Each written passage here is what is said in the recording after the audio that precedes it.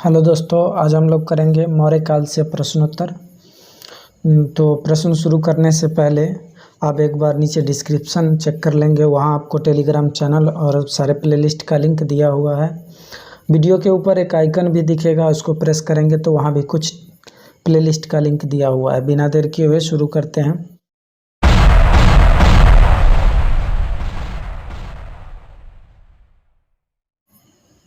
चाणक्य का अन्य नाम था। चाणक्य का अन्य नाम था विष्णुगुप्त और एक और नाम था कौटिल्य। आज मैं ज़्यादा एक्सप्लेन नहीं करूँगा क्योंकि कम समय में ज़्यादा प्रश्न कराने हैं।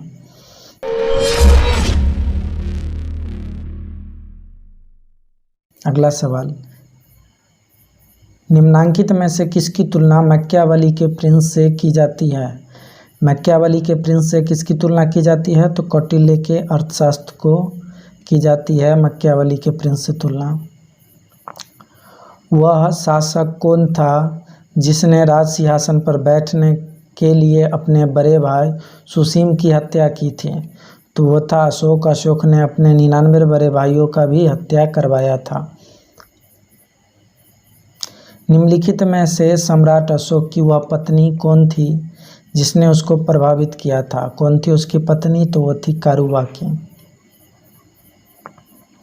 अशोक ने अपने सभी अभिलेखों में एकरूपता से किस प्रकृति का प्रयोग किया है? तो किया है अर्धमगधी का प्रयोग किया है एकरूपता से। बिंदुसार ने विद्रोहियों को कुचलने के लिए अशोक को कहाँ भेजा था? अशोक को कहाँ भेजा था?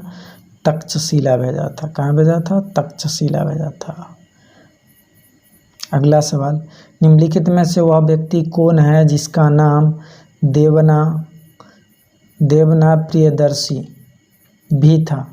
देवों के लिए प्रिय, उसका अशोक का नाम था देवना प्रियदर्शी। निम्नलिखित में से प्राचीनतम राजवंश कौन है?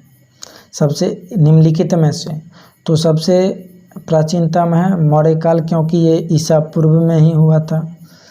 कब? तो 322 ईसा पूर्व में इसकी स्थापना हुआ था। बाद बाकी सब जो है ईस्वी में जाके हुआ था। इस सब का ईस्वी में हुआ था।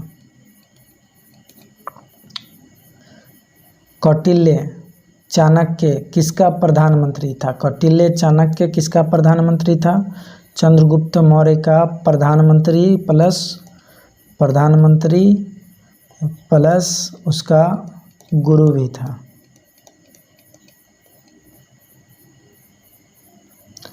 कलिंग विजय के उपरांत अशोक महान ने निम्नलिखित किस धर्म को अंगीकार कर लिया था? किस धर्म को अंगीकार किया था? तो बौद्ध धर्म को अपनाया था कलिंग के युद्ध के उपरांत। चंद्रगुप्त के शासन विस्तार में किसने मुख्य रूप से मदद की थी? चंद्रगुप्त के शासन के विस्तार में किसने मदद की थी? तो की थी चाणक्य ने किया था। सांची किस कला व मूर्ति कला का निरूपण करता है? सांची किस कला का निरूपण करता है? तो बौद्ध का करता है। प्राचीन भारत का वह प्रसिद्ध शासक जिसने अपने जीवन के अंतिम दिनों में जैन धर्म को अपनाया था? जैन धर्म को अपनाया था चंद्रगुप्त मौर्य ने, जैन को अपनाया था, और अशोक ने अपनाया था बौद्ध धर्म को। मौर्य साम्राज्य की स्थापना किसने किया था? तो मौर्य साम्राज्य की स्थापना चंद्रगुप्त मौर्य ने किया था नंद वंश के घनानंद को मारकर। मौर्य साम्राज्य में प्रचलित मुद्रा का नाम था? मौर्य साम्राज्य में प्रचलित मुद्रा का नाम था पन। निम्नांकित में से कौन मौर्य वंश का शासक नहीं है? तो कौन कौन मौर्य वंश का शासक है? चंद्रगुप्त मौर्य है, अशोक है, बिंदुसार है, ये सब मौर्य वंश का है। अजातशत्रु जो है वो हर्यक वंश का है।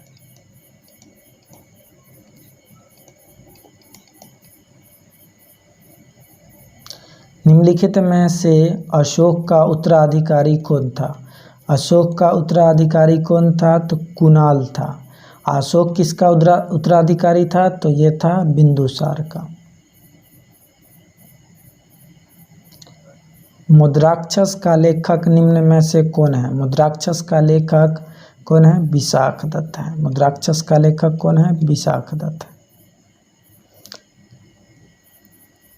विशाखदत्त ने प्राचीन भारतीय नाटक मुद्राक्षस की विषय वस्तु है चंद्रगुप्त मौर्य के समय में राज दरबार की दुर्भिसंधियों के बारे में। चंद्रगुप्त मौर्य के समय में राज दरबारों की दुर्भिसंधियों के बारे में।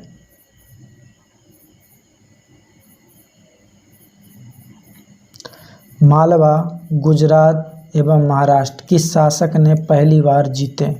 किस शासक ने जीते थे? तो चंद्रगुप्त मौर्य ने जीते थे। किसने नुता, उदारता और करुणा के त्रिविधि आधार पर राजवंश की स्थापना किया था? तो अशोक ने किया था।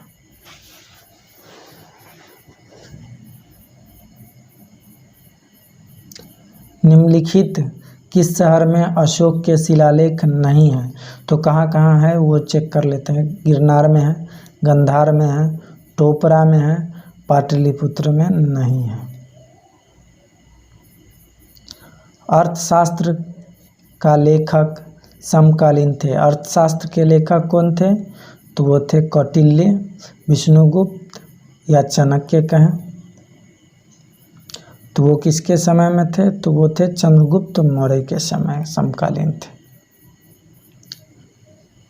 नंद वंश के पश्चात मगध पर किस राजवंश ने शासन किया? नंद वंश के अंतिम शासक गणानंद को चंद्रगुप्त मौर्य ने मारकर और मौर्य वंश की स्थापना किया था कौटिल्य की सहायता से। मौर्य काल में शिक्षा का सर्वाधिक प्रसिद्ध केंद्र था। मौर्य काल में शिक्षा का प्रसिद्ध केंद्र था तक्षशिला।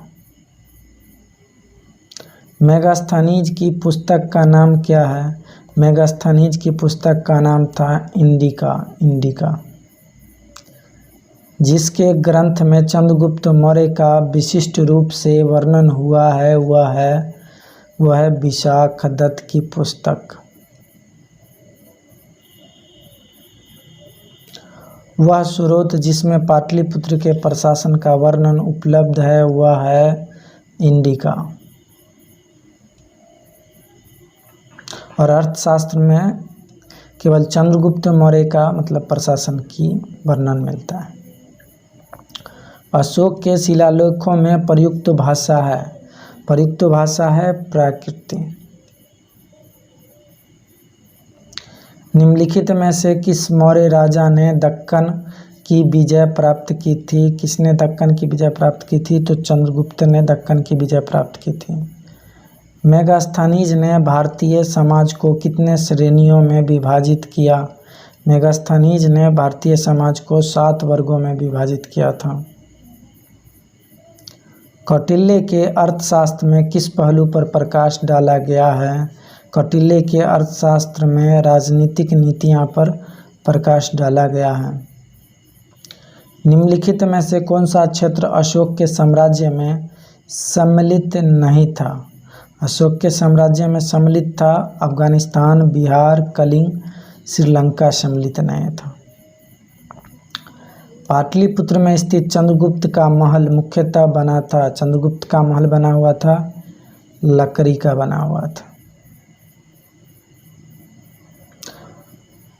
बराबर गया जिला की गुफाओं का उपयोग किसने आश्रय गृह के रूप में किया था? तो ये किए थे अजीवकों ने किए थे, अजीवक संप्रदाय ने किए थे। आजीवक संप्रदाय के संस्थापक थे मकली गोसाल।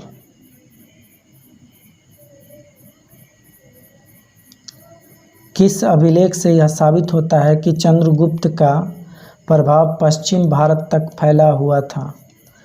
तो वो रुद्रदमन का जूनागढ़ अभिलेख से।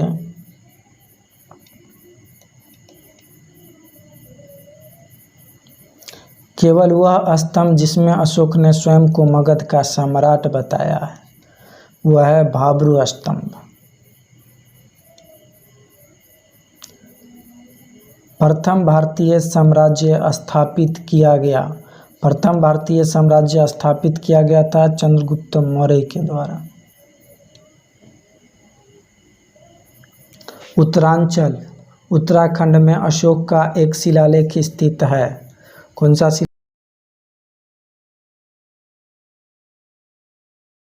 सांची का स्तूप किसने बनवाया? सांची का स्तूप बनवाया था अशोक ने। अशोक के शिलालेखों को पढ़ने वाला प्रथम अंग्रेज कौन था? James Prinsep. कलिंग युद्ध की विजय तथा क्षत्रियों का वर्णन अशोक के किस शिलालेख में है? अशोक के किस शिलालेख में है? तो 13वें शिलालेख में है।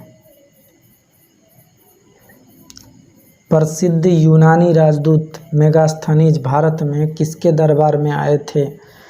भारत में किसके दरबार में आए थे? तो चंद्रगुप्त मौर्य के दरबार में आए थे।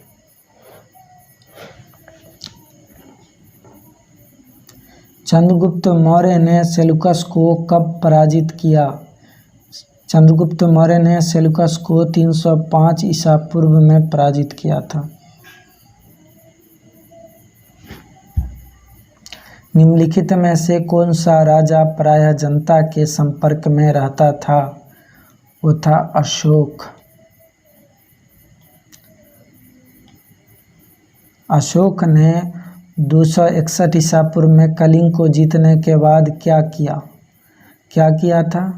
भारी रक्तपात देखकर युद्ध की नीति को सदा के लिए त्याग दिया था।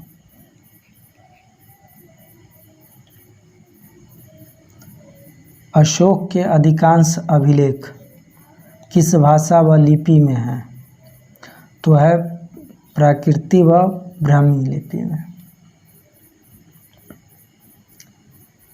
किस ग्रंथ में चंद्रगुप्त मौर्य के लिए वृषल निम्नकुल शब्द का प्रयोग किया गया है?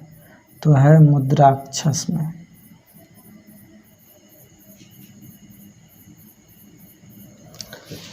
मौर्य नरेश के बारे में निम्नलिखित में से कौन सा कथन सही है?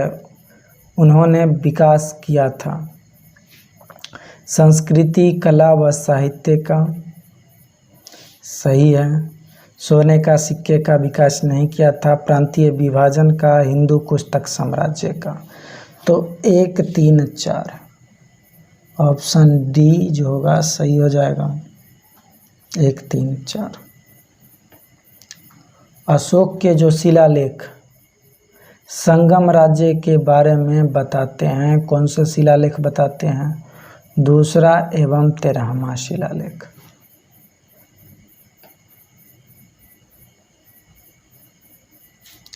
निम्नलिखित में से किस राज्यादेश में अशोक के व्यक्तिगत नाम अशोक का उल्लेख मिलता है? तो मिलता है मास्की अभिलेख में। निम्नलिखित वक्तव्यों में कौन सा एक वक्तव्य अशोक के प्रस्तर स्तंभों के बारे में गलत है? इन पर बढ़िया पॉलिश है, सही है। ये अखंड है, ये सही है। स्तंभों का सेप्ट शुंडाकार है, ये भी सही है। ये स्थापत्य संरचना के भाग है, नहीं। स्थापत्य मंदिर वगैरह बनाए जाते थे उसके। श्रीनगर की स्थापना किस मौर्य शासक ने की? श्रीनगर की स्थापना अशोक ने की। किस ग्रंथ में शूद्रों के लिए आर्य शब्द का उपयोग हुआ है? शूद्रों के लिए आर्य शब्द का प्रयोग हुआ है अर्थशास्त्र में।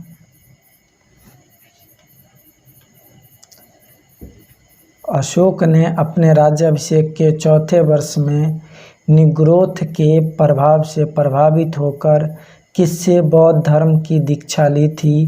मतलब बौद्ध धर्म बनने में उसका कौन गुरु था? तो वो था उपगुप्त।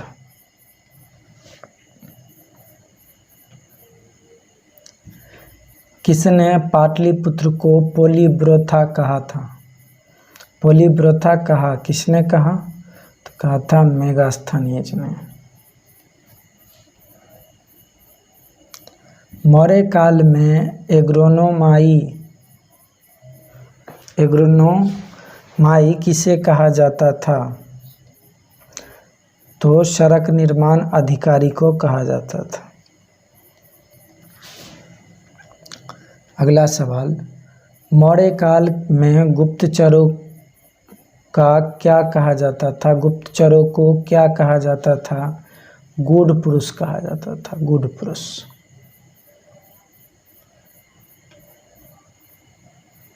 किस श्रीलंकाई शासक ने अपने आप को मौर्य सम्राट अशोक के आदर्शों के अनुरूप ढालने की कोशिश की? तो वह था तिस।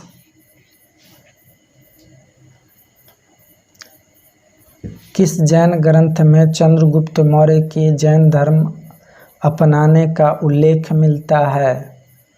तो मिलता है परिशिष्ट पर्वन में।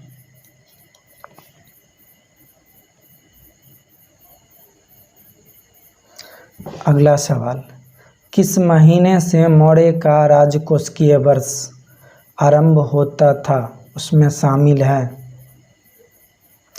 तो इसका जो राजकोषीय वर्ष शुरू होता था आषाढ़, जिसे अंग्रेजी में जुलाई कहते हैं।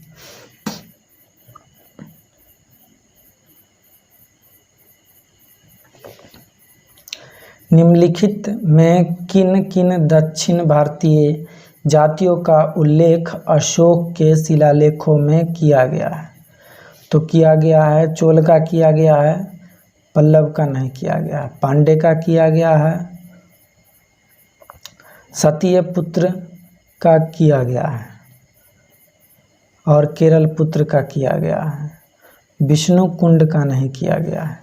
तो इस तरह से हो जाएगा, ऑप्शन ए जो होगा वो राइट हो जाएगा। अशोक के बारे में जानने के लिए महत्वपूर्ण स्रोत है। अशोक के बारे में जानने के लिए सबसे महत्वपूर्ण स्रोत है शिलालेख। अशोक के काल में कौन सी लिपि दक्षिण भारत में परिवर्तित हुई थी? वो हुई थी ब्राह्मी लिपि। अशोक का अभिलेख भारतीय उपमहाद्वीपों के बाहर भी पाया गया है। निम्नलिखित में से किस देश में यह पाया गया है? पाया गया है अफगानिस्तान में। कहाँ पाया गया है? अफगानिस्तान में पाया गया है। अनंत पॉलिश किए गए एकाश्म अशोक स्तंभ जिस पांडुरंजित वालुकांश के एकल टुकड़ों में चित किए गए, उसे साधारणतः कहाँ की खदानों से निकाले गए हैं? मिर्ज़ापुर के समीप चुनार से निकाले गए।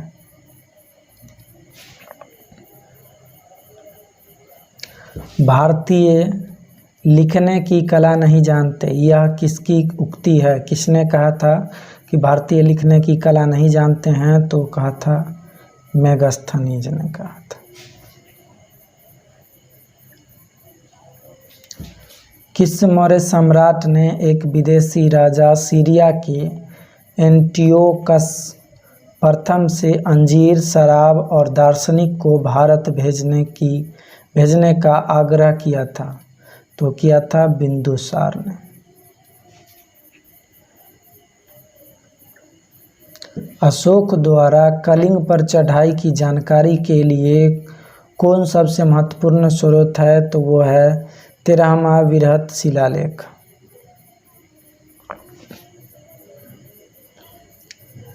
बिंदुसार की मृत्यु के समय अशोक एक प्रांत का गवर्नर था। इस प्रांत की पहचान करें। अशोक कहाँ का गवर्नर था? तो वो था उज्जैन का गवर्नर। किस शिलालेख में अशोक ने घोषणा की है कि सभी मनुष्य मेरे बच्चे हैं, सभी प्रजा मेरे जो हैं पुत्र हैं, वो पृथक कलिंग शिलालेख, प्रथम शिलालेख कह सकते हैं इसको। कौन सी घोषणा युद्ध और हिंसा के प्रति अशोक के आंतरिक दुख को स्पष्ट करता है? कलिंग का पृथक शिलालेख।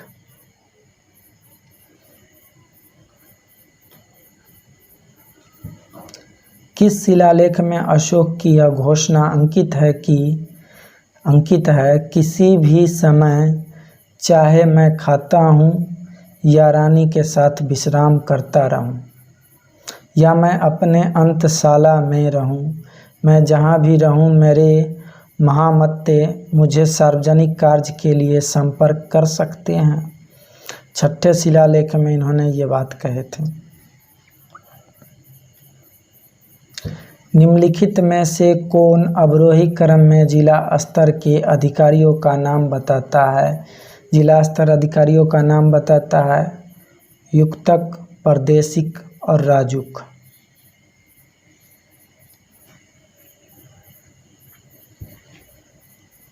विष्टि है। विष्टि क्या है? विष्टि बेगारी है। विष्टि बेगारी है। मौर्य काल में सीता से तात्पर्य है। मौर्य काल में सीता से क्या तात्पर्य होता था? राजकीय भूमि से प्राप्त आय या कहिए तो राजस्व। भूमि से प्राप्त राजस्व को कहते थे सीता। निम्नलिखित में से मौर्य काल का सबसे अच्छा नमूना कौन है? तो स्तंभ जो था अशोक का, स्तंभ को लेकर सबसे अच्छा नमूना माना जाता है इसे। कहाँ से प्राप्त अभिलेखों से मौर्य काल में अकाल, सूखा जैसे देवी प्रकोप के समय राज्य द्वारा राहत कार्य किए जाने का विवरण मिलता है? तो महास्थान बांग्लादेश, सौगौरा उत्तर प्रदेश, ये दोनों के अभिलेखों से मिलता है।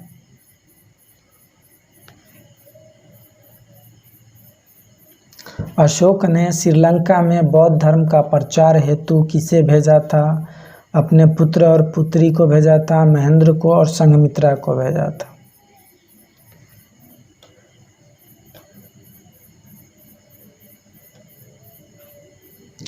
अशोक के मनसेहरा पाकिस्तान एवं सहयाजगढ़ी पाकिस्तान से प्राप्त वृहद शिलालेखों में किस लिपि का प्रयोग किया गया है? तो किया गया है खरोष्ठी लिपि।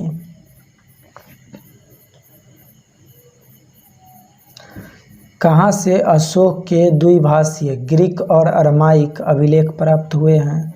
तो शेर-ए-कुना गंधार से प्राप्त हुए हैं।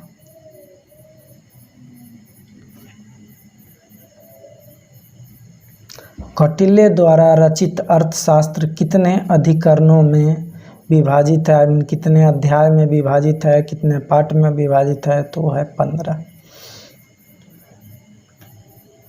अर्थशास्त्र में उल्लिखित सप्तांग में शामिल थे। सप्तांग में शामिल थे राजा, क्षेत्र, प्रशासन एवं कोश।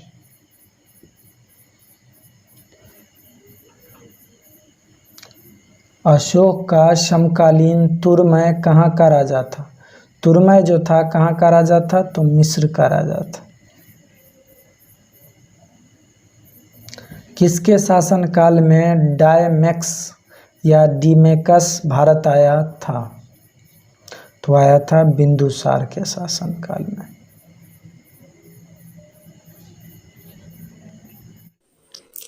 वीडियो पसंद आई हो तो लाइक करें और अपने दोस्तों को भी शेयर कर दें।